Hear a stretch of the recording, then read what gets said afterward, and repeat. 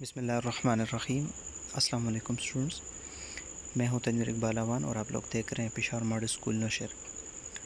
یہ جو video upload کی جا رہی ہے آپ کو ایس وی ٹی ہے for the month of June ہے، سبجیکٹ اسلامیات ہے اور کلاس جو ہے وہ کلاس 8 اور کلاس 9 دونوں کے لیے یہ ویڈیو اپلوڈ کی جا رہی ہے۔ لاسٹ والی ویڈیو میں ہم لوگوں نے احادیث پڑھے تھے، حدیث نمبر 1 2 3، اس پہ ہم نے مختصر بات کی تھی اور ساتھ ہم نے یہ بھی کہا تھا کہ القرآن جو سبق ہے وہ بھی اس کے ساتھ شامل ہے۔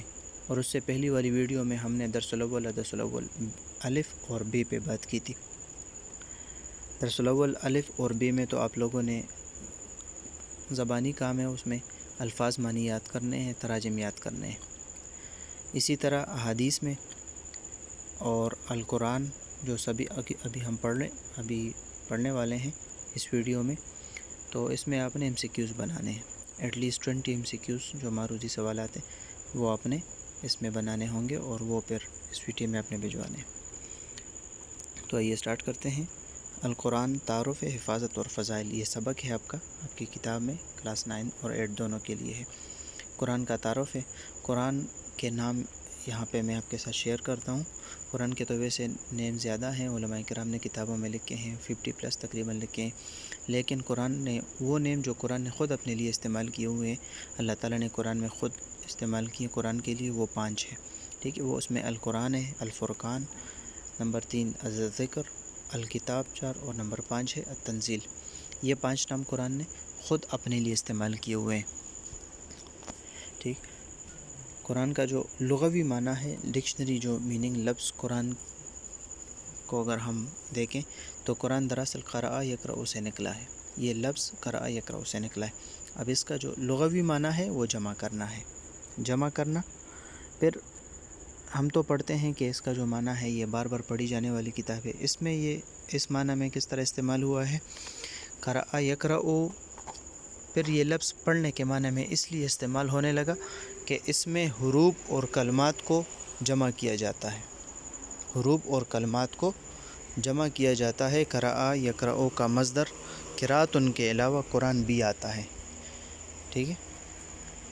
میں نے یہ بات کی کہ قرآن جمع کرنا کا معنی اور پھر پڑھنے کے معنی میں کس طرح مستعمل ہوا، تو اس لیے کہ اس میں حروف اور کلمات کو جمع کیا جاتا ہے، حروف اور کلمات ہم قرآن میں جمع کرتے ہیں، اسی لیے اس کو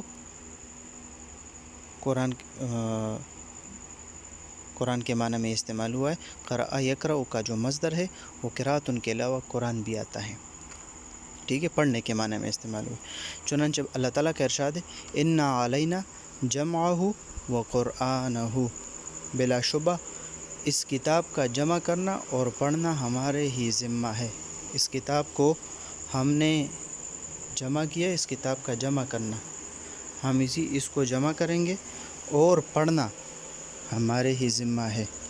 یہ قرآن نے اپنے لیے استعمال کیا ہے، یہاں پہ اللہ تعالیٰ نے قرآن کے لیے یہ آیت نازل فرمائی ہے، تو یہاں سے یہ بات لی گئی ہے۔ یہ اس کا اصطلاحی معنی تھا، ہاں لغوی معنی تھا۔ اب اصطلاحی معنی پڑھتے ہیں۔ اصطلاحی معنی کیا ہے؟ اللہ تعالیٰ کا وہ کلام، اللہ کا وہ کلام جو محمد صلی اللہ علیہ وسلم پر نازل ہوا، جو مصاحف میں لکھا گیا ہے اور آپ صلی اللہ علیہ وسلم سے بغیر کسی شبہ کے تواتر سے منقول ہے، یہ قرآن مجید کی اصطلاحی تعریف ہے، ٹھیک۔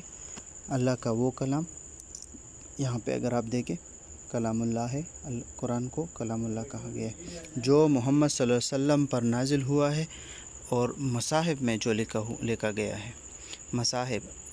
اب قرآن کو اگر آپ کسی اور اس کتاب کے ساتھ کمپیئر کر لیں تو اس کے ساتھ وہ یہ تعریف کسی اور کتاب میں فٹ نہیں آ سکتی ہے، کیونکہ اللہ کا کلام اور کتابوں کے لیے کلام اللہ کا لفظ استعمال نہیں ہوا ہے۔ دوسری بات، اور کتابیں محمد صلی اللہ علیہ وسلم پر نازل نہیں ہوئی، صرف محمد صلی اللہ علیہ وسلم پہ قرآن مجید نازل ہوا ہے، اور انبیاء پہ اور کتابیں نازل ہوئی ہوں گی، لیکن یہاں پہ قرآن محمد صلی اللہ علیہ وسلم کے ساتھ خاص ہے۔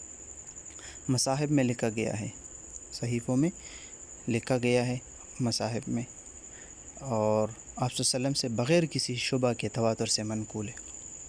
اس میں کسی کا کوئی شک ہی نہیں ہے کہ آیت آگے پیچھے یا اسی طرح کوئی چیز اس سے رہ گئی ہے، ایک زیر زبر کا فرق نہیں آئے، نہ کوئی اس میں کسی کا کوئی شک ہے، تو یہ منقول ہے آپ صلی اللہ علیہ وسلم سے۔ اور چنانچہ اہل علم کے درمیان یہ جو تعریف ہے وہ متفق علیہ ہے، سب اس میں متفق ہیں، اس میں کسی کا اختلاف نہیں ہے، ٹھیک۔ یہ قرآن کی اصطلاحی تعریف ہے۔ تو قرآن کا تعارف ہے، اسی طرح حفاظت ہے اور فضائل ہے۔ حفاظت میں اللہ تعالیٰ کیا فرماتے ہیں؟ اسی قرآن میں اللہ تعالیٰ فرماتے ہیں اِنَّا نَحْنُ نَزَّلْنَا الذِّكْرَ وَإِنَّا لَهُ لَحَافِظُونَ، بے شک یہ جو ذکر ہے ہم ہی نے نازل کیا ہے اور ہم خود اس کے محافظ ہیں۔ اسی قرآن کے بارے میں اللہ تعالیٰ فرماتے ہیں کہ ذکر کو، جیسے میں نے آپ کو پہلے بھی بتایا کہ الذکر قرآن کا ایک نام بھی ہے، جو 5 ناموں میں سے ہم نے بھی اس سے پہلے ذکر کیا، اس میں الذکر بھی ہے۔ اِنَّا نَحْنُ نَزَّلْنَا الذِّكْرَ وَإِنَّا لَهُ لَحَافِظُونَ، بلا شبہ یہ ذکر ہم نے نازل کیا ہے اور ہم خود اس کے محافظ ہیں، ٹھیک ہے۔ قرآن کی طرف اشارہ، یہ کتاب ہم نے نازل کی ہے، یہ جو ذکر ہے یہ کتاب ہے، یہ ہم ہی نے نازل کیا، اس کے ہم خود محافظ ہیں۔ قرآن پچھلی کتابوں کی حفاظت کا ذمہ اللہ تعالیٰ نے نہیں لیا تھا، ان لوگوں کو دیا تھا جن لوگوں کو وہ کتاب ملی تھی۔ اب اس کتابوں میں ان لوگوں نے رد و بدل کیا، ٹھیک، اپنی طرف سے اس میں تعلیمات انہوں نے ایڈ کیے۔ اس کتاب کا ذمہ اللہ تعالیٰ نے خود لیا ہے، قرآن پاک کی حفاظت کا ذمہ اللہ نے خود لیا ہے، اور قیامت تک اس میں کوئی زیر زبر کا فرق بھی نہیں لا سکتا ہے، نہ کوئی کسی لفظ کا، نہ کسی آیت کا، ایٹ لیسٹ ایک زیر زبر کا فرق بھی نہیں لا سکتے۔ تو یہ قرآن کا معجزہ ہے، تقریباً 23 سال میں اللہ تعالیٰ نے آپ صلی اللہ علیہ وسلم پر نازل کیا۔ جو کچھ آیت نازل ہوتی آپ صلی اللہ علیہ وسلم اپنے پاس لکھتے، صحابہ بھی آپ صلی اللہ علیہ وسلم خود تو نہیں لکھ سکتے، لیکن اپنے ساتھ کاتب کو بٹھاتے اور صحابی کاتب لکھتے تھے اس کو۔ آپ فرماتے کہ اس آیت کے پیچھے لکھو، اس طرح لکھو، ٹھیک ہے، جو وہی نازل ہوتی وہ اسی وقت نوٹ کرتے تھے۔ اسی طرح صحابہ کرام خود بھی یاد کرتے تھے۔ قرآن جب کمپلیٹ ہوا تو اکثر صحابہ کو قرآن یاد بھی تھا، سینوں میں بھی محفوظ کیا تھا انہوں نے۔ اب یہ بھی قرآن کا معجزہ ہے کہ قرآن اتنے زیادہ لوگوں کے سینوں میں ابھی تک محفوظ ہے۔ تو حفاظت کا ذمہ اللہ تعالیٰ نے لیا ہے، اور اسی طرح آج دیکھیں آپ صلی اللہ علیہ وسلم 1400 سال ہوئے ہیں، 1400 سال پہلے قرآن نازل ہوا ہے، اور آج بھی وہی قرآن لوگوں کے سینوں میں ہے، وہی قرآن کتابوں میں ایک زیر زبر کا فرق نہیں ہے، تو یہ قرآن کا معجزہ ہے۔ اسی طرح قرآن کے جو فضائل ہیں، اللہ تعالیٰ کے رسول فرماتے ہیں خیرکم من تعلم القرآن وعلمہ، تم میں سے بہتر وہ ہے جنہوں نے قرآن خود سیکھا اور دوسروں کو سکھایا، ٹھیک، بہترین انسان وہ ہے۔ یہ قرآن کے فضائل ہیں۔ اب وہ قرآن خود بہترین ہے، اب اس کے ساتھ جو بندہ اپنے آپ کو ٹچ رکھتا ہے، اس کے ساتھ لگاؤ رکھتا ہے، تو یہی قرآن انسان کے لیے شفاعت بھی کرے گی، یہی قرآن قبر میں بھی انسان کے ساتھ ہوگی، یہی قرآن آخرت کے دن بھی اللہ تعالیٰ کے حضور، اللہ تعالیٰ کے دربار میں پھر قیامت کے دن سفارش کرے گی اسی انسان کے لیے، ٹھیک۔ اور چونکہ یہ جو قرآن مجید ہے، اس میں جو کچھ بیان ہوا ہے یقینی علم اور حقیقت کی بنیاد پر مبنی ہے، کسی کا شک اس میں نہیں ہے، اور ہر زمانے کے لیے یہ ہے۔ یہ پچھلی کتابیں جو نازل ہوئی تھی وہ مخصوص زمانوں کے لیے اور مخصوص خطوں کے لیے تھی۔ یہ جو قرآن ہے یہ ہر زمانے اور ہر خطے کے تمام انسانوں کے لیے مکمل ہدایت و رہنمائی ہے، ٹھیک۔ دنیا اور آخرت کی حقیقی جو فلاح ہے، حقیقی کامیابی ہے، اور اس کا دار و مدار اسی قرآن میں اللہ تعالیٰ نے رکھا ہے۔ تو یہ اس کے فضائل بہت زیادہ ہیں، جس طرح میں نے آپ کو بتایا بھی کہ اللہ تعالیٰ کے رسول فرماتے ہیں کہ جس نے بہترین شخص وہ ہے جس نے خود قرآن پڑھا اور دوسروں کو سکھایا۔ اسی طرح قرآن کے ایک حرف پر اللہ تعالیٰ جو لوگ ایک حرف کی تلاوت کرتے ہیں تو اللہ 10 نیکیاں دیتا ہے۔ حدیث میں آتا ہے، آپ فرماتے ہیں کہ میں یہ نہیں کہتا ہوں کہ الف لام میم یہ ایک حرف ہے، بلکہ الف الگ حرف ہے، لام الگ ہے اور میم الگ ہے، ہر ایک حرف پہ اللہ تعالیٰ 10 نیکیاں دیتا ہے، ٹھیک ہے۔ تو پھر جو بندہ پورا کمپلیٹ قرآن کو ختم کرتے ہیں اس کی کتنی زیادہ نیکیاں ہوں گی، تو پھر یہ عقل سے بالا تر خبر ہے، ٹھیک۔